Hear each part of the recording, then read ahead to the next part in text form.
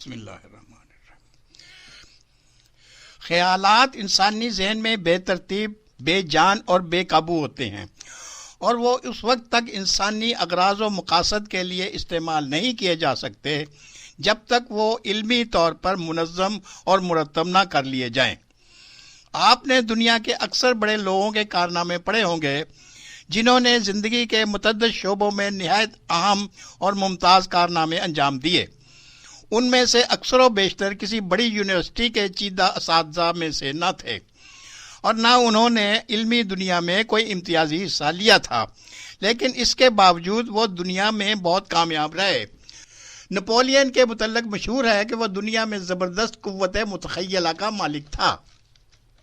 شاید آپ کو اندازہ ہوا ہو کہ تمام خیالات پر حاوی ہونا اور ان کو خاص ضابطے میں لانا ممکن نہیں۔ قدرت نے انسان کو خیالات کا عظیم و شان سمندر عطا کیا ہے جس کے اندر دن رات تلاطم برپا رہتا ہے۔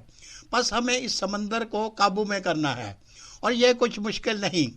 جیسا کہ عام طور پر مشہور ہے کہ تنکے کی اوٹ پہاڑ، اگر آپ اپنے خیالات پر قابو پانے کے ذرائع سے واقف ہو جائیں تو ان کو مرتب اور منظم کرنا مشکل نہ ہوگا، اور مشکلات کا حل اور بیماریوں کا علاج بہت آسانی سے ممکن ہوگا۔ خیال کو قابو میں کیجئے، کامیابی آپ کے قدم چومے گی۔ تعجب خیز بات یہ ہے کہ اس طاقت کو قابو میں کرنے کے ذرائع نہایت سادہ اور آسان ہیں۔ حقیقت یہ ہے کہ اس طاقت کا استعمال ہم کسی نہ کسی حد تک اسی وقت سے شروع کر دیتے ہیں جب ہم میں شعور کا آغاز ہو جاتا ہے، لیکن بدقسمتی سے ہم بذات خود اس کے استعمال کا احساس نہیں کرتے، اور نہ ہمیں اس کے دریافت کرنے کا خیال آتا ہے۔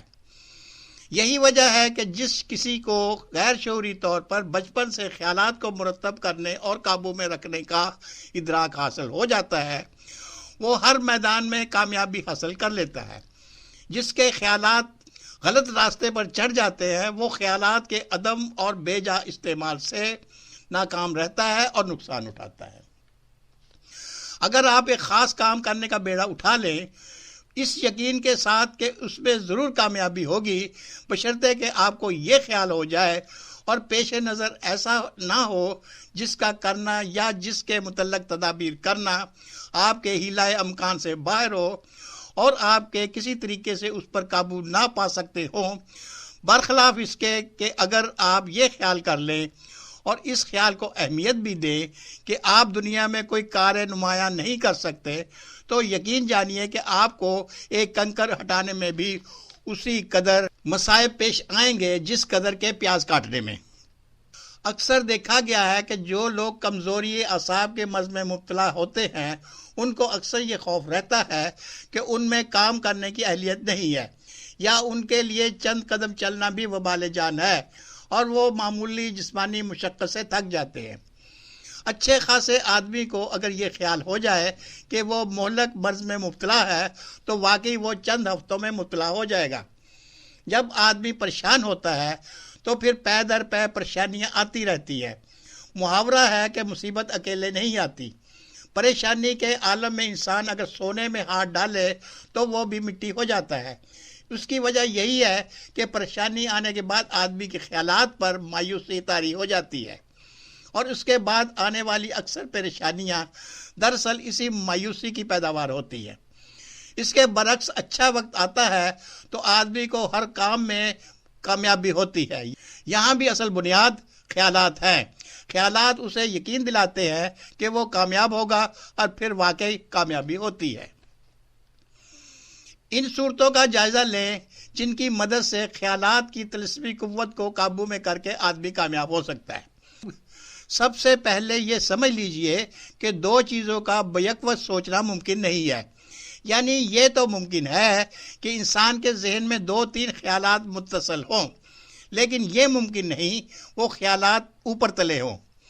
خیال ہمارے ذہن پر جس قدر حاوی ہوتا ہے اسی قدر زیادہ فعال ہوتا ہے۔ مثلا اگر آپ کسی بیمار آدمی کو یقین دلا دیں کہ اس کی تکلیف کم ہو رہی ہے تو واقعی اس کی تکلیف کم ہو جائے گی۔ اس لیے جو لوگ اپنے خیالات کو قابو میں کرنا چاہتے ہیں ان کے لیے پہلا سبق یہ ہے کہ وہ ایک وقت میں متعدد خیالات کی بجائے ایک خیال ہی کو قائم کرنے کی کوشش کریں اور اسے بھٹکنے نہ دیں۔ اس کا آسان طریقہ یہ ہے کہ اپنی کسی محبوب اور پسندیدہ چیز کا خیال لائیں۔ واضح رہے کہ یہ پسندیدہ چیز ایسی ہو کہ آپ کی عقل اور خیر خواہوں کی رائے میں دنیا کا عام دستور اسے درست سمجھتا ہو۔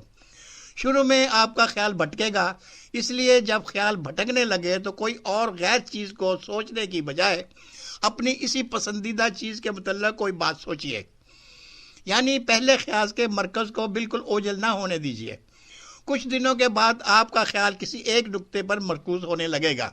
خود میں یہ قابلیت پیدا کر لینے کے بعد کہ آپ ایک خیال کو دیر تک قائم رکھ سکیں اور دوسرا خیال اس پر اثر انداز نہ ہو، جیسے نماز کی ادائیگی میں شدت خیال کی وجہ سے رکعت تک یاد نہیں رہتی، بلکہ یہ بھی ذہن سے نکل جاتا ہے کہ کون سی رکعت میں کیا آیت تلاوت کی تھی۔ یہاں خیالات کے ہر طرف سے سمٹ کر صرف نماز پر ہی مرکوز کرنے کی عادت ہو جائے تو آپ کو علم ہوگا اس نماز کی خشیت کا۔ آپ کا اگلا قدم یہ ہونا چاہیے کہ ابتدا میں آپ جس کام کو کرنا چاہیں اس کو کرنے سے پہلے، یعنی قوت ارادی کو استعمال کرنے سے پہلے، اس کام کا تصور اور خیال قائم کیجئے جیسے وہ کام ہو رہا ہے۔ اس کام میں جو رکاوٹ پڑتی ہے اس کو آپ غیبی مدد اور اپنی صلاحیت کی مدد سے حیرت انگیز طریقے پر دور کرتے جائیں گے، یہاں تک کہ وہ کام بڑی عمدگی سے مکمل ہو جائے گا۔ جب یہ خیال آپ پر پوری طرح حاوی ہو جائے تو پھر پورے بھروسے اور یقین کے ساتھ اسے شروع کر دیجئے اور پھر دیکھیے کہ وہی کام جس میں آپ شاید ناکام رہتے عجیب و غریب طریقے سے انجام پا گیا ہے۔ اس میں شرط یہ ہے کہ اول تو آپ کی قوت ارادی قوت خیال میں بالکل دخل نہ دینے پائے، دوسرے خیال پوری طرح قائم ہو اور کسی طرح کی بے یقینی پیدا نہ ہو، یعنی ایسا نہ ہو کہ ایک طرف تو آپ زبردستی یہ سوچنے کی کوشش کریں کہ کام ہو جائے گا اور دوسری طرف آپ کی قوت ارادی چپکے چپکے کہتی رہے کہ میں اس کام کو نہیں کر سکتا۔ قوت ارادی کو استعمال نہ کیجئے، خیال کو بڑھنے کا موقع دیجئے اور دیکھیے کہ ہر معاملے میں آپ کو کامیابی ہو رہی ہے۔